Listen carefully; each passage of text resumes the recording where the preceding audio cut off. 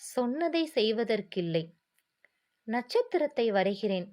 மின்னுவதை வரைவதெப்படி? மழையை வரைகிறேன். குளிர்ச்சியை வரைவதெப்படி? கடலை வரையச் சொல்கிறாய்.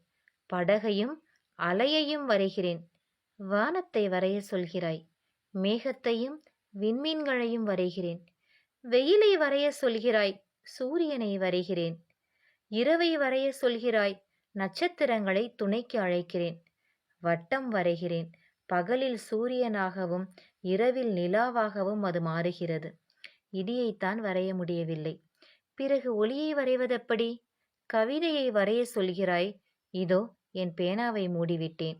திரு காரைக்குடி ஜாதிக் அவர்கள் எழுதிய கவிதை. ஆமாங்க, நம்மளுமே எப்பயுமே சொன்னதை செய்கிறதே இல்லைல. இனிமேலாவது யாராவது சொன்னா செய்வோமா? மீண்டும் ஒரு பதிவில் சந்திக்கிறேன்.